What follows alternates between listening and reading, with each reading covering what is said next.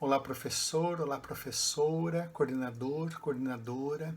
Estamos aqui hoje para mais uma ação do Conviva da Diretoria de Capivari. Sei que todos têm conhecimento sobre o programa, através das pautas formativas que desenvolvem nas ATPCs. O programa Conviva ele foi criado pela Secretaria Estadual de Educação de São Paulo com a mobilização de várias instituições, com a proposta de que toda escola seja um ambiente de aprendizagem solidário, colaborativo, acolhedor e seguro.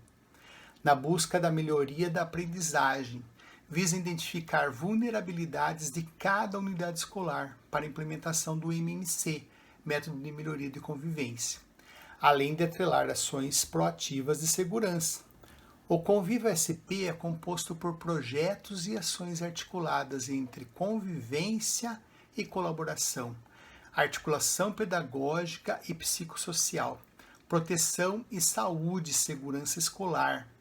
Os principais objetivos do programa é estabelecer estratégias de apoio e acompanhamento às equipes docentes no processo de ensino-aprendizagem, contribuir para um clima escolar positivo por meio de ambiente de aprendizagem colaborativo, solidário, acolhedor, contribuir para a melhoria de indicadores de permanência e aproveitamento escolar, promover, articular a participação ativa da família na vida escolar dos estudantes, articular e fortalecer a rede de proteção social no entorno da comunidade escolar, com aproximação entre os serviços de assistência e saúde mental. O Conviva tem uma plataforma que facilita todo o trabalho dos gestores, uma ferramenta com suporte profissional, com legislações, regulamentações das ações, em todas as esferas administrativas, pedagógicas e financeiras. Em um único sistema de banco de dados, os gestores têm acesso às informações com clareza até para gerações futuras, com memorial, história e informações seguras. É um suporte para a melhoria da educação do Estado de São Paulo, com o apoio do MMR, do Grêmio, com planejamento e monitoramento. Em 2021, teremos o MMC, o Método de Melhoria de Convivência, seguindo os passos do MMR, planejar, executar, monitorar e corrigir rumos. Podemos afirmar que a tecnologia da educação é um salto em todos os níveis. Não podemos querer utilizar os mesmos instrumentos que nós fomos formados para formar novas gerações. É uma rede protetiva e de prevenção. Pensando nessas ações do Conviva, então, estamos divulgando hoje um vídeo do nosso dirigente no canal do YouTube. Ele vai tratar sobre Expulsate. Peço que participe, se inscreva no canal e deixe seus comentários. Abraço e bom trabalho a todos.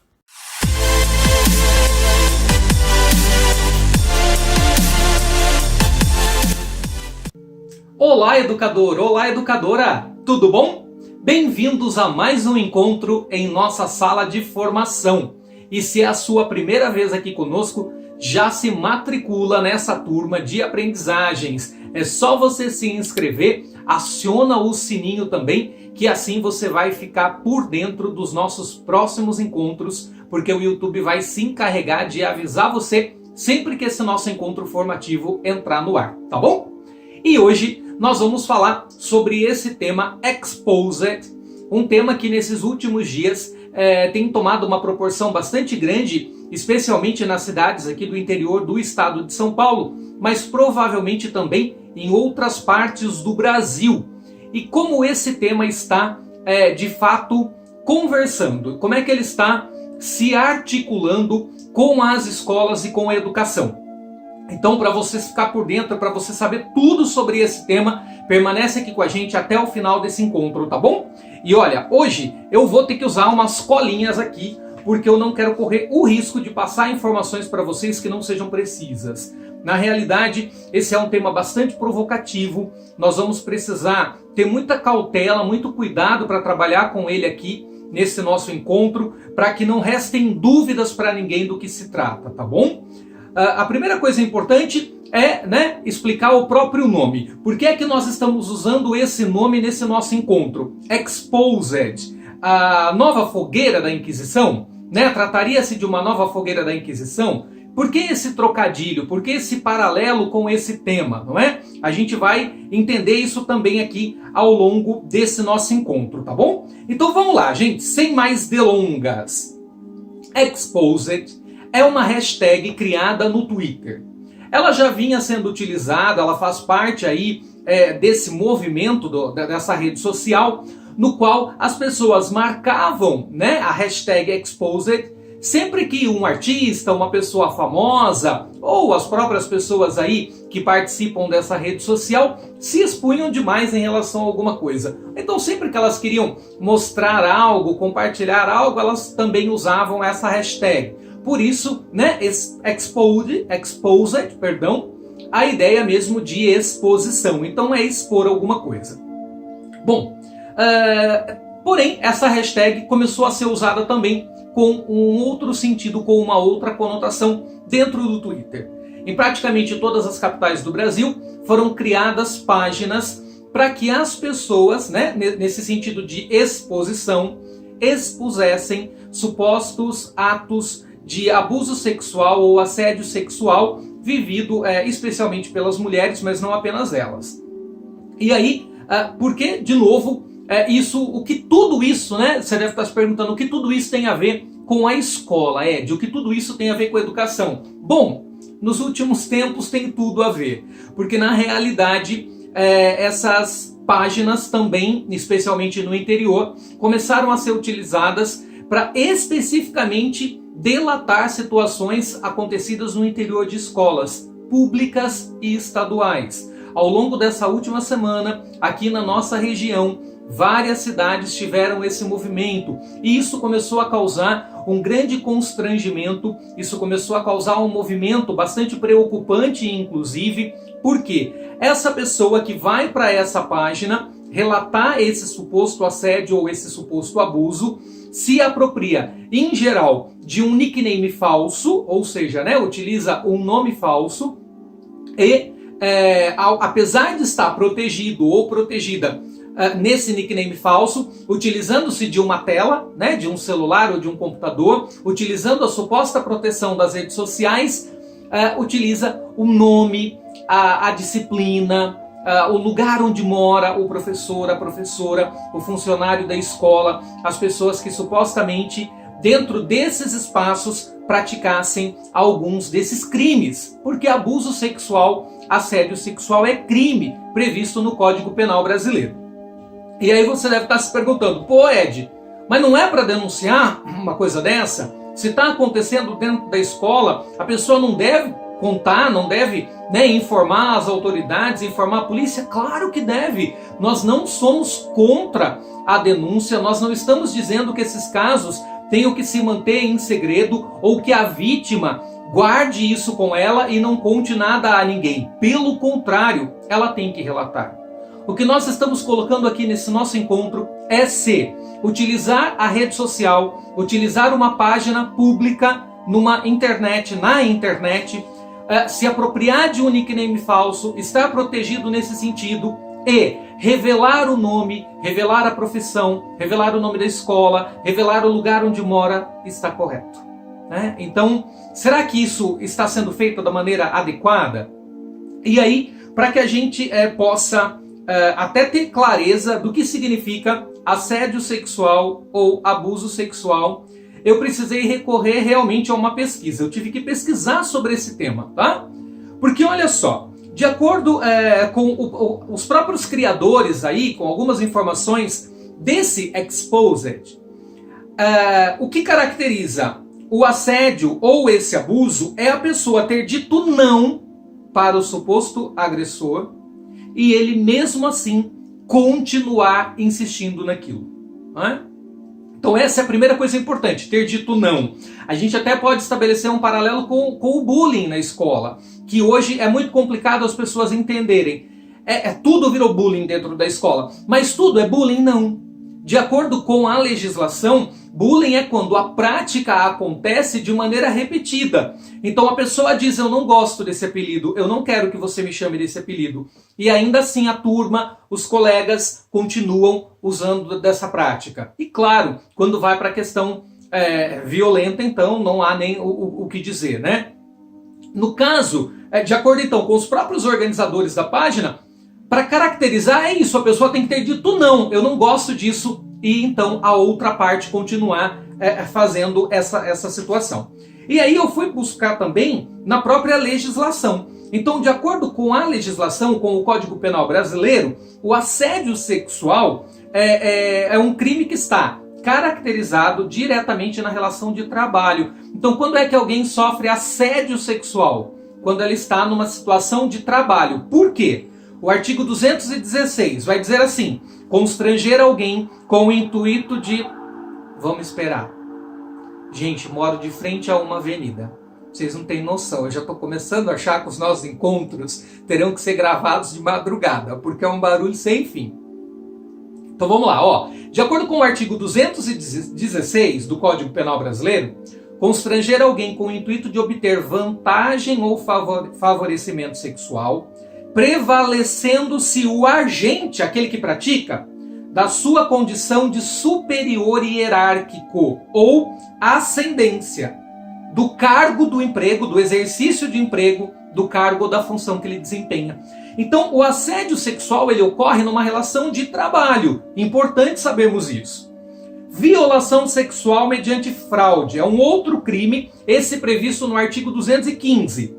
Ter conjunção carnal, né? Então ter uma relação sexual, ou praticar um outro ato libidinoso com alguém mediante fraude, ou outro meio que impeça ou dificulte a livre manifestação de vontade da vítima. Então, fraude em que sentido? A pessoa inventa uma história e aí passa a chantagear a outra parte de modo a obter vantagem sexual. Isso acontece muito nas redes sociais, né? A pessoa recebe lá uma foto, um vídeo, descobre que é alguém que ela conhece e começa então a chantagear a pessoa, dizendo que vai compartilhar aquilo, né, em rede social, vai jogar na rede, caso a pessoa se negue a consumar o ato com ela, né?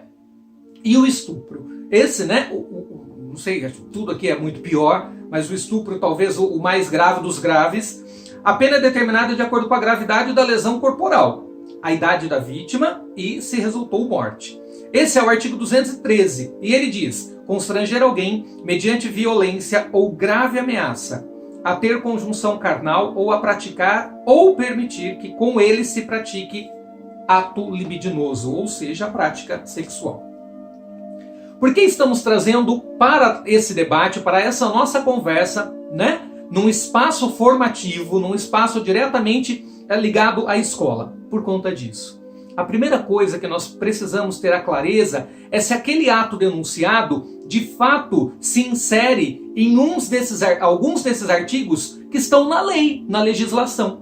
E para isso é necessário que haja uma denúncia formal, é necessário que se abra uma investigação, que essa investigação se transforme num inquérito e que isso vá a julgamento. É necessário que essas partes tenham direito a um advogado. E quem vai, no final, dizer se aquilo de fato foi um assédio ou um abuso? O juiz. Mas da maneira como isso está construído nesse momento, o juiz é um júri popular. Quem está julgando, quem está advogando, quem está dando a sentença, é todos que estão inseridos nessa rede, que estão inseridos nessa página. A pessoa está sendo condenada sem nem mesmo sabermos se aquilo que está sendo dito naquela rede social de fato aconteceu. E se aconteceu, aconteceu da forma como está sendo relatada pela suposta vítima. Mas lembrem-se que os nomes estão sendo dados. A profissão está sendo colocada ali na página. A escola onde a pessoa trabalha está lá com o seu nome sendo divulgado. E é por isso que nós estamos conversando nesse momento sobre essa questão. Essa não é a forma mais adequada. Essa não é a maneira correta de se fazer isso. Nós somos a favor que as denúncias aconteçam. mas que elas não destruam o nome de uma instituição escolar, que não destrua aí as escolas, que não destrua o bom nome dos profissionais da educação, porque na verdade nós também nem sabemos se aquilo que está sendo colocado ali não é pura e simplesmente uma vingança, ou se a pessoa interpretou de maneira equivocada a posição, o posicionamento de um professor, de uma professora, uma fala dita, uma piada contada, ou seja lá o que pode ter acontecido e levado a esse entendimento. Existem os canais corretos para que essas denúncias aconteçam. Vou citar apenas alguns. Ligue 180. É um número para que se faça denúncias desses casos e é aí garantida o anonimato da pessoa. Tem também um e-mail, ligue180@spm.gov.br. Novamente, a mesma situação, a mesma ideia. Tem o Disque 100, esse criado especificamente para denúncias de abuso contra crianças e adolescentes. E ainda foi colocado em praticamente todas as cidades do Brasil o boletim de ocorrência eletrônico, que também é uma forma da pessoa denunciar essas questões. E aí você deve estar se perguntando, mas o que isso tem de diferente? Tem tudo a ver. Porque nesse caso, a pessoa terá inicialmente a sua identidade preservada, tanto da vítima quanto do agressor. Se instaurará um processo para investigar se aquilo que está sendo apontado de fato aconteceu da forma como está sendo relatada. E só no final a pessoa tenha emitido a sua sentença. Não da maneira como estamos, vendo acontecer nesse momento. E aí, por fim, gostaria de dizer o seguinte: entendemos a gravidade dessa situação. Talvez aí na cidade onde você mora, você já tenha visto isso acontecer. Ou acabará acontecendo, tendo em vista que esse movimento tem se popularizado. As pessoas que estão sendo delatadas, que estão sendo apontadas como supostos agressores nesse sentido, elas estão sofrendo ameaças. Ameaças realmente de espancamento, de invasão da casa, de pichação, de dano ao patrimônio da pessoa. Mas tem algo muito mais grave do que isso tudo. Um educador, um professor, uma professora, uma pessoa membro de uma comunidade escolar constrói o seu nome ao longo de uma carreira que pode levar 20, 30 anos.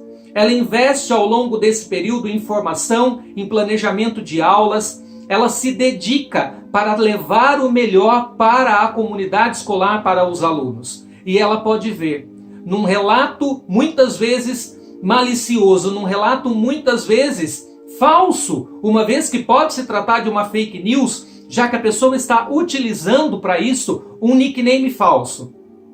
Essa pessoa pode ter a sua vida profissional destruída em alguns segundos por meio de uma rede social. E se a cidade for pequena, o dano será ainda maior. É importante que façamos nesse momento uma reflexão sobre isso. Se de fato essas questões cooperam para o crescimento da educação e da escola, ou se estamos vivendo nesse momento mais um golpe contra os professores, que nesse período de pandemia estão dedicando 12, 14, 16 horas diárias para garantir o mínimo de aprendizagem para seus alunos. Já sofrem muito no dia a dia da profissão. Será que merecem agora passar por mais esse sofrimento? Não sei. Quero ouvir a sua opinião, quero lhe dar o direito de discordar, porque esse é um espaço de formação democrático. E se você discorda, eu quero que você deixe aí embaixo, nesse espaço para você colocar a sua opinião, para você deixar aí, para você escrever o que você pensa disso tudo. Se você entende que esse vídeo possa ter te trazido algum aprendizado e algum educador ou alguma escola precise ter conhecimento do que se trata esse movimento, compartilhe então esse vídeo com alguém. E deixa o seu joinha aí se você gostou desse conteúdo, tá bom? Eu te agradeço por ter ficado comigo até aqui. Vamos lutar juntos em prol de uma educação justa, em prol do crescimento da educação nesse país e não sermos mais alguém aí para destruir o que com tanto sacrifício se constrói. Muito obrigado por ter ficado aqui até agora. Um grande beijo no seu coração. Até mais. Tchau, tchau.